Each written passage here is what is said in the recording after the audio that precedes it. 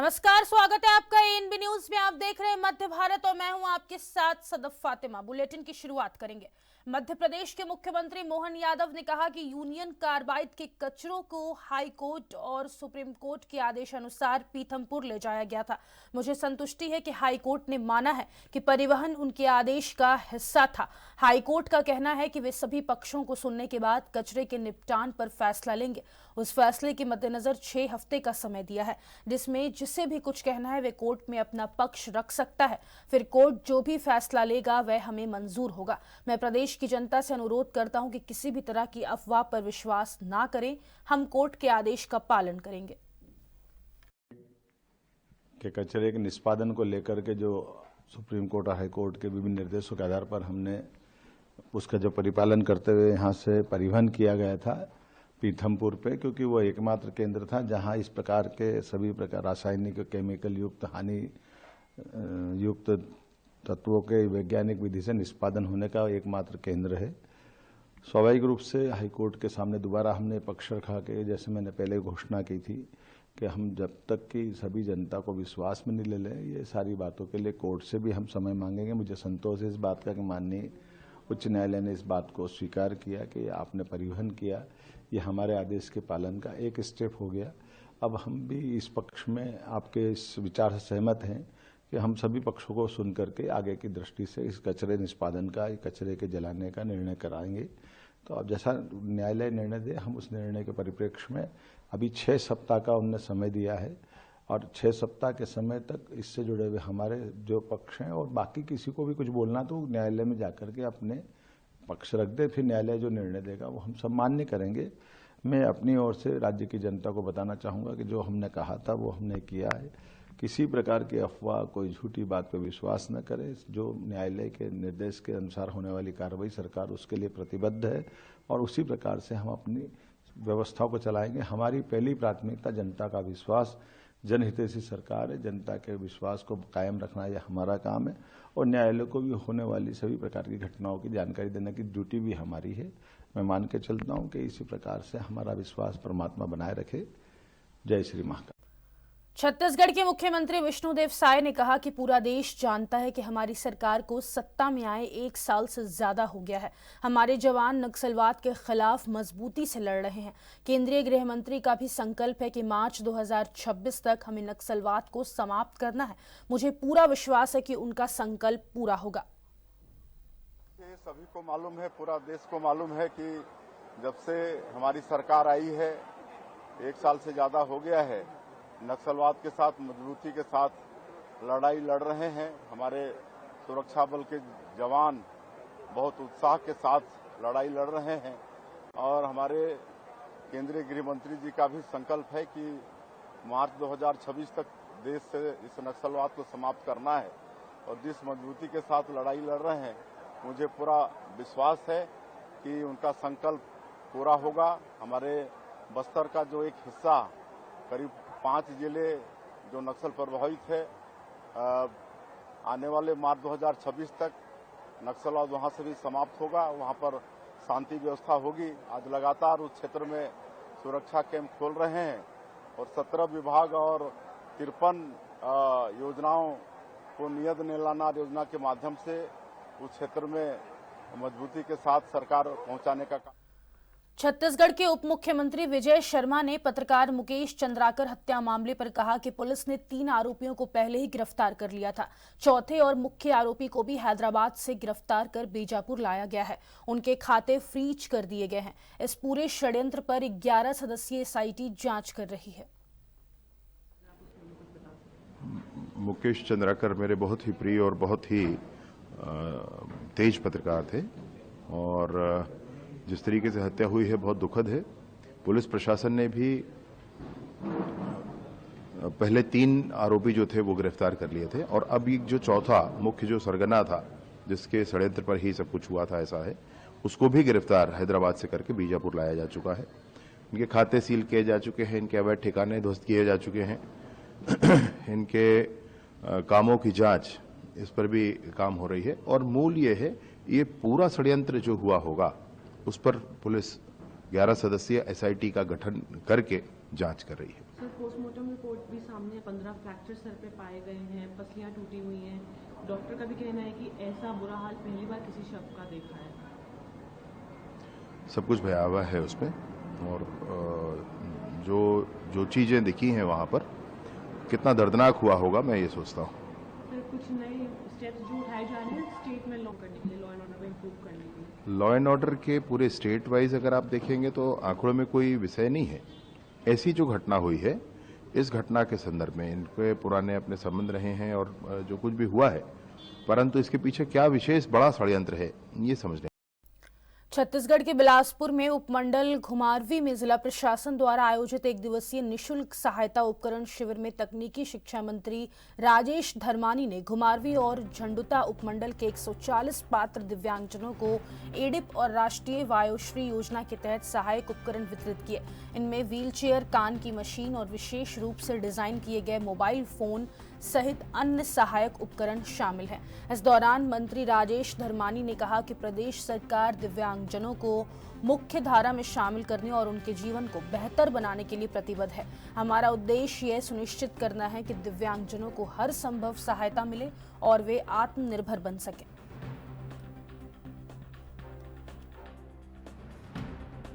सामाजिक न्याय व अधिकारिता विभाग की तरफ से और लिंको के तत्वाधान से जो है यहाँ पे जितने भी हमारे दिव्यांगजन हैं उनके लिए सहायता उपकरण जो है यहाँ पे बांटने के लिए कार्यक्रम रखा था, जिसमें झंडुता विधानसभा क्षेत्र और घुमारवी विधानसभा क्षेत्र के जो जिन दिव्यांगजनों का पहले असेसमेंट हुई थी और इसकी एक लिस्ट तैयार की थी और इसमें जो पात्र व्यक्ति थे उनको यहाँ पे जो उपकरण वितरण जो है आज यहाँ पे रखा गया था।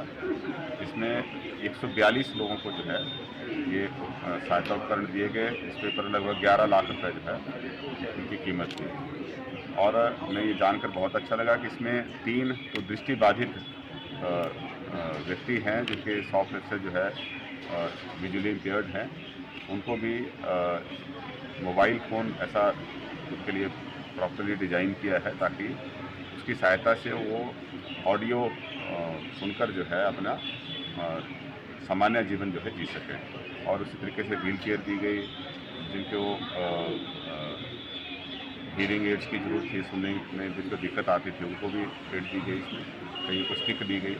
तो कुल मिला के प्रयास सरकार की तरफ से यही है कि जो हमारे दिव्यांगजन भाई बहन हैं, बुजुर्ग हैं, वो सामान्य जीवन जी सकें। और अभी एक मेरे ध्यान में भी आया, जो हमारे सीआरपीएफ में छत्तीसगढ़ में जवान जो है वो घायल हो गए थे, इनकी दोनों टांगें जो हैं क्षतिग्रस्त हो गई हैं। इनके घर तक जो है आने जाने का रास्ता लड़ाई झगड़े की वजह से बंद हो गया है।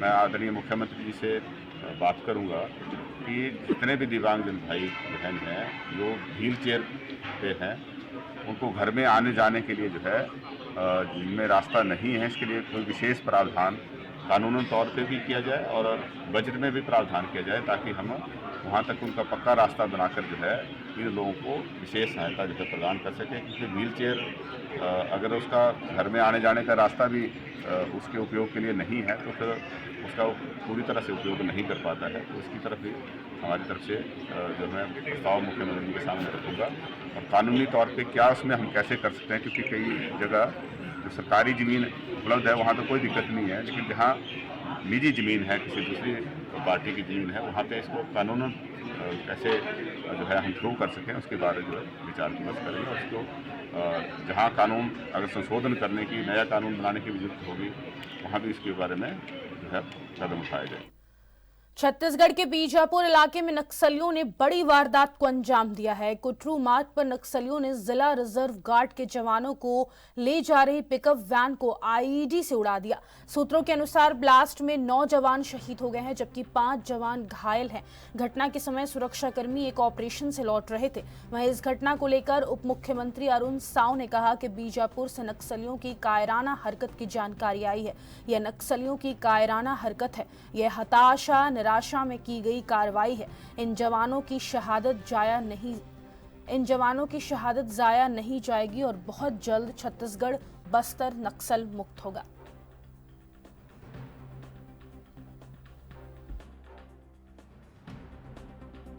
बीजापुर से ये एक नक्सलियों की कायराना हरकत की जानकारी आई है।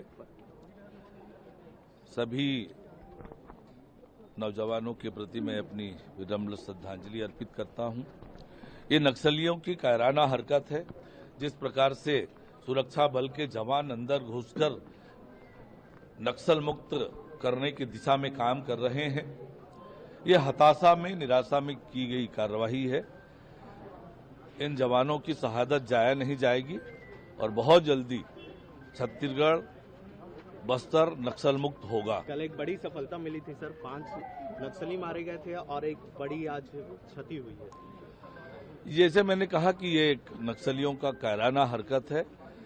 जवानों की शहादत बिल्कुल जाया नहीं जाएगी और सुरक्षा बल के जवान उसी मजबूती से बस्तर को नक्सल मुक्त करने की दिशा में आगे बढ़ेंगे।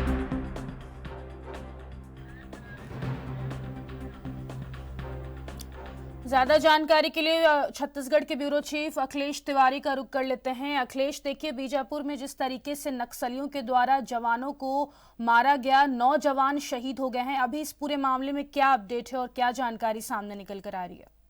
बिल्कुल, निश्चित तौर पर जिस तरीके से हमारे जो जवान हैं वो शहीद हुए हैं, उनके शोक संवेदना एएनबी की तरफ से है। लेकिन एक बात तो स्पष्ट है कि जिस तरीके से अंदर तक जो इलाके हैं, खास तौर से जहां कैंप चलाए जा रहे हैं जवानों के द्वारा नक्सलियों को भगाने का जो मुहिम चल रही है, और खास तौर से वहाँ जो आदिवासी हैं उनको किस तरीके से विकास और उत्थान की ओर जो सरकार लेकर के जा रही है, उसकी बौखलाहट साफ तौर पे दिखाई पड़ रही है। और इसी बौखलाहट का जो नतीजा है वो आज हमारे जो 9 जो जवान हैं वो शहीद हुए हैं, उसका एक साफ तौर पे जीता जागता सबूत है।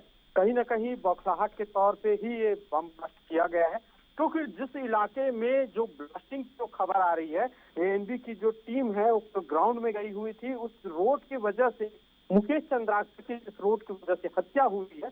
उसी रोड का कहानी है, उसी रोड पे जो आज जो 9 जवान हैं वो शहीद हुए हैं। क्योंकि ये लगातार जिस तरीके से जो कैंप चल रहे हैं और लगातार जो पुलिस मुठभेड़ चल रही थी कल, क्योंकि में आमने सामने नक्सली और जो हमारे जो जवान हैं उनके बीच में कल आमने सामने फायरिंग हुई थी। उसी फायरिंग के दौरान, जब फायरिंग होने के बाद जो जवान हमारे हैं वो सीधे दक्षिण बस्तर की ओर आ रहे थे, उसी के दौरान ये बम ब्लास्ट हुआ है जिसमें 9 जवान शहीद हुए हैं। अखिलेश, तमाम तरीकों से ये दावे किए जा रहे हैं कि छत्तीसगढ़ का जो जिला है बस्तर वो नक्सलियों से मुक्त करवाया जाएगा, चाहे वो विष्णुदेव साय मुख्यमंत्री हो, उप मुख्यमंत्री हो, लेकिन अभी भी डर के साए में वहां पर जवान जी रहे हैं। और जिस तरीके से 9 जवान शहीद हुए, कब तक नक्सली मुक्त हो जाएगा? देखिए, केंद्रीय गृह मंत्री अमित शाह का जो जिस तरीके से दौरा चलता है, दौरा के दौरान जो राज्य के गृह मंत्री विजय शर्मा है उनको अहम जिम्मेदारी दी गई है कि 2026 तक नक्सल मुक्त छत्तीसगढ़ होना चाहिए। इस तरीके से प्रावधान है और उसी प्रावधान को साबित करने के लिए जिस तरीके से जवानों के बीच में मुठभेड़ होती जा रही है, उससे आप अंदाजा लगा सकते हैं कि जो नक्सली है वो कितने हिंसात्मक हो चुके हैं। और यहाँ तक के जिस तरीके से नक्सली जो है बौखलाहट में आकर के ये घटना को अंजाम दे रहे हैं, उसी का जो खामियाजा है वो हमारे जवानों को भुगतना पड़ रहा है, जिसके तहत ही 9 जवान जो हैं वो शहीद हुए हैं। इससे पहले भी कल की घटना की बात की जाए तो कल दंतेवाड़ा में लगातार फायरिंग मूवमेंट होती रही है, लेकिन आगे चल के 2026 तक जिस तरीके से नक्सल मुक्त छत्तीसगढ़ का जो सपना है वो साकार होते दिखाई पड़ रही है, क्योंकि बौखलाहट काफी ज्यादा है नक्सलियों के अंदर में, और उस बौखलाहट का जो खामियाजा है या फिर उसका वस्तु स्थिति है हमको जवानों की शहादत से निभानी पड़ रही है। जी अखिलेश, पुलिस की तरफ से क्या कार्रवाई की गई है? देखिए, पुलिस की तरफ से कार्रवाई इसमें ऐसा होता तो बखूबी तौर से नहीं है, लेकिन जो जवान हैं उनके जैसे ही मूवमेंट मिलते हैं, आईबी के अनुसार पुलिस और जो जवान हैं वो हमारे अलग अलग स्थान में रहते हैं। सीआरपीएफ की टीम बाकायदा निकाली जाती है। सीआरपीएफ की टीम जो है वो जाकर के गश्त करती है। गश्त के दौरान पहले से ही आईबी जो है वो अलर्ट करती है। अलर्ट करने के बाद ही सर्चिंग पॉइंट पे निकाला जाता है। लेकिन पहली दफा ऐसा निकल करके सामने आए हैं कि जिस तरीके से जो जवान हैं वो सीधे तौर पे निकल गए हैं। आईबी की रिपोर्ट के इंतजार नहीं किया गया है। जिसका नतीजा आज हमारे जो नौजवान जो शहीद हुए हैं उसको देकर के चुकानी पड़ी है। जी बहुत शुक्रिया अखिलेश तमाम जानकारी साझा करने के लिए। तो आज छत्तीसगढ़ के बीजापुर में आईईडी ब्लास्ट में 9 जवान शहीद हो गए। आपको बता दें नक्सलियों ने बड़ी वारदात को अंजाम दिया है।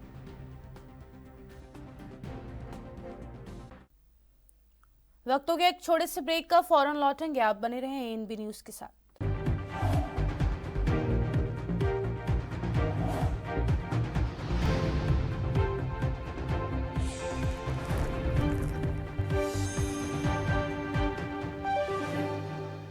ब्रेक के बाद एक बार फिर से आप सभी का स्वागत है। आगे बढ़ेंगे। छत्तीसगढ़ के नारायणपुर के अबूझमाड़ में हुए एनकाउंटर में मारे गए माओवादियों की संख्या बढ़ गई है। सुरक्षा बलों ने इलाके में सर्चिंग के दौरान एक और माओवादी का शव बरामद किया। अब तक 2 महिला माओवादी सहित कुल 5 वर्दीधारी नक्सलियों के शव बरामद किए जा चुके हैं। बस्तर आईजी सुंदरराज पी ने जानकारी देते हुए क्या कुछ कहा है, आइए आपको सुनाते हैं।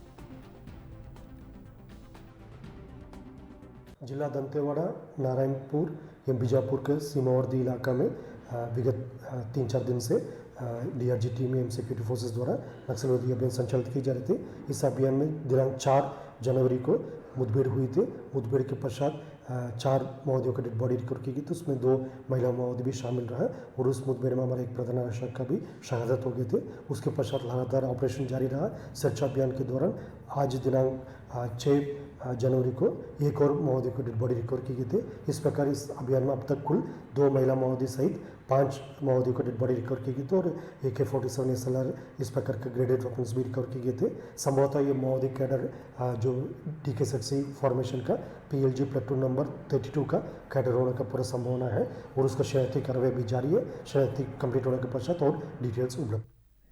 बस्तर आईजीपी सुंदरराज ने बीजापुर आईईडी विस्फोट पर कहा कि दंतेवाड़ा, बीजापुर और नारायणपुर जिलों के सीमावर्ती इलाकों में 3 दिनों से नक्सलियों के खिलाफ अभियान चलाया जा रहा है, जिसमें 5 माओवादियों के शव मिले और हमारा एक जवान शहीद हो गया।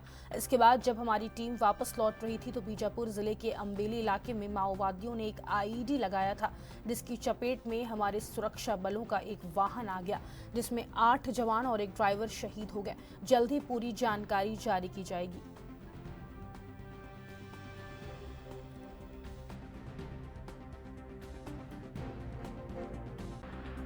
जिला नारायणपुर, दंतेवाड़ा, बीजापुर के सीमावर्ती इलाके में विगत 3 दिन से नक्सलवादी अभियान संचालित की जा रही थी। इस अभियान के दौरान कुल 5 माओवादियों के डेड बॉडी भी सुरक्षा बल द्वारा रिकवर की गई थी और एक जवान का हमारा शहादत भी हो गए थे। तत्पश्चात जो पूरा सर्चिंग के बाद टीम वापस आ रहा था, इस दौरान जिला बीजापुर की थाना बेदरे एवं कुट्टू के बीच अम्बेली के इलाके में माओवादी द्वारा लाया गया आईडी के चपेट में आने से हमारा सुरक्षा बल की एक गाड़ी, जिसमें टोटल 8 जवानों को शहादत होगी डीआईजी दंतेवाड़ा टीम का और एक ड्राइवर, कुल 9 लोग के इस घटना में कैजुअल्टी होगी। अभी आसपास इलाके में रीइंफोर्समेंट टीम द्वारा सहायता के लिए पहुंच गई थी। अभी सर्चिंग जारी है। सर्चिंग उपरांत और डिटेल से जानकारी प्राप्त हो सकता है। जो ड्राइवर है वो सामान्य है, वो पुलिस का आदमी है। अभी डिटेल्स हम थोड़ी देर में जारी करेगा। अभी तक 9 कैजुअल्टी का है इसमें। छत्तीसगढ़ के बीजापुर में फिर से एक बड़ी नक्सली हमला हुआ है। बताया जा रहा है जिस तरीके से नक्सलियों ने कायराना हरकत करके आईडी ब्लास्ट किया है, उसमें हमारे 9 जवान जो है वो शहीद हो गए हैं। फिलहाल जानकारी स्पष्ट रूप से अब तक नहीं आई है और भी जवान जो है वो शहीद होने की सूचना भी मिल रही है। लेकिन एक बात तो स्पष्ट है, जिस तरीके से नक्सलियों के द्वारा इस तरीके से कायराना हरकत किया जा रहा है, उससे आप अंदाजा लगा सकते हैं कि किस तरीके से आम जो हमारे जो जवान हैं उनके मनोबल तोड़ने का काम कर रही है। क्योंकि लगातार जिस तरीके से जो हमारे जवान हैं वो अंदर तक घुसते जा रहे हैं और बताया यह भी जा रहा है कि कल की जो घटना है वो क्योंकि लगातार दंतेवाड़ा क्षेत्र में सर्चिंग मूवमेंट पे निकले हुए थे और सर्चिंग मूवमेंट के दौरान आमने सामने गोली की फायरिंग भी की गई है और गोली की फायरिंग के बाद कुछ नक्सली की जो मारे जाने की घटना है वो भी सामने आ रहा था। उसी बौखलाहट की वजह से आज जो जवान खासतौर से दक्षिण क्षेत्र से आ रहे थे, उन जवानों को पिकअप में लेकर के आया जा रहा था, वही पिकअप को उड़ा दिया गया, जिसके कारण से ही 9 जवान शहीद हुए। अब देखने वाला विषय यह रहेगा कि किस तरीके से जो गृह मंत्री हैं वो संज्ञान लेते हैं और ऐसे जो कायराना हरकत करने वाले नक्सली हैं उनको खदेड़ने में कामयाबी होते हैं। कैमरा पर्सन अरबाज के साथ अखिलेश तिवारी, एएनबी न्यूज, रायपुर, छत्तीसगढ़। छत्तीसगढ़ के बीजापुर में हुई पत्रकार मुकेश चंद्राकर की हत्या के मामले में बड़ा एक्शन हुआ है। मामले की जांच कर रही एसआईटी ने केस के मुख्य आरोपी सुरेश चंद्राकर को रविवार देर रात गिरफ्तार कर लिया। सुरेश वही ठेकेदार है जिसकी प्रॉपर्टी के सेप्टिक टैंक में मुकेश चंद्राकर का शव मिला था। बीजापुर एसपी जितेंद्र यादव ने सुरेश की गिरफ्तारी की पुष्टि की है। बता दें कि पत्रकार मुकेश चंद्राकर 1 जनवरी को शाम से लापता थे। उनके भाई ने उनकी गुमशुदगी की रिपोर्ट दर्ज कराई थी। पुलिस की जांच में 3 जनवरी की शाम ठेकेदार सुरेश की प्रॉपर्टी से मुकेश की बॉडी मिली। एसआईटी टीम के द्वारा पत्रकार साथी मुकेश चंद्राकर के हत्या की घटना में शामिल फरार आरोपी सुरेश चंद्राकर की देर रात हैदराबाद में हिरासत में लिया गया। साथ ही साथ इस प्रकरण में अब तक सुरेश चंद्राकर के अलावा 3 आरोपियों की गिरफ्तारी पहले ही की जा चुकी है, जिसमें रितेश चंद्राकर, दिनेश चंद्राकर एवं महेंद्र रामटेके शामिल हैं। साथ ही साथ मामले में विस्तृत छत्तीसगढ़ के बेमेतरा जिले सहित पूरे प्रदेश में इस समय पत्रकार मुकेश चंद्राकर की हत्या को लेकर शोक की लहर है। इसी कड़ी में छत्तीसगढ़ श्रमजीवी पत्रकार संघ इकाई बेमेतरा जिला अध्यक्ष जितेंद्र शुक्ला के नेतृत्व में बेमेतरा स्थानीय विश्राम गृह में दिवंगत पत्रकार मुकेश चंद्राकर को श्रद्धांजलि अर्पित की गई और 2 मिनट का मौन धारण किया गया। तरीके से मुकेश चंद्राकर की हत्या बीजापुर में हुआ है, वो सभी पत्रकारों को स्तब्ध कर दिया है और उसी को लेकर हमने श्रद्धांजलि सभा आयोजित किया है स्थानीय विश्राम गृह बेमेतरा में। और श्रद्धांजलि उपरांत हमने यह तय किया है कि मंगलवार को दोपहर 2 बजे के बाद वहाँ कैंडल मार्च करेंगे और कैंडल मार्च के अलावा हम एसपी और कलेक्टर दोनों को पत्रकार। भोपाल में मंत्री विश्वास सारंग ने 28वें राज्य स्तरीय युवा उत्सव का शुभारंभ किया। राज्य स्तरीय युवा उत्सव का आयोजन 8 जनवरी तक होगा और 7 विधाओं में राज्य स्तरीय प्रतियोगिताएं होंगी। उत्सव में 10 संभागों से 350 प्रतिभागी भाग ले रहे हैं। वहीं 8 जनवरी को उत्सव के समापन में मुख्यमंत्री डॉक्टर मोहन यादव मुख्य आतिथ्य के रूप में शामिल होंगे।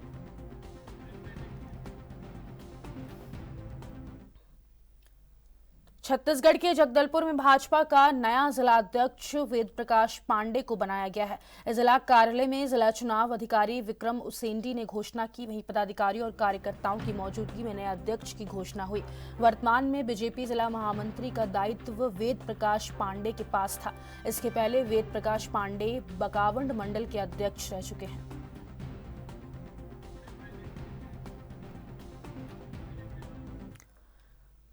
छत्तीसगढ़ के बीजापुर जिले में सुदूर और माओवाद प्रभावित क्षेत्र में पहली बार प्रशासन की पहुंच संभव हुई है। अब इन जगहों पर जन सुविधा और स्वास्थ्य शिविर के माध्यम से ग्रामीणों को बुनियादी सुविधाओं का सौगात मिलने लगी है। वहीं ग्रामीण स्वास्थ्य जांच, राशन कार्ड, आधार कार्ड, पेंशन सहायक उपकरण जैसी शासन की महत्वाकांक्षी योजनाओं का लाभ स्थानीय स्तर पर आयोजित शिविर के माध्यम से ले रहे हैं।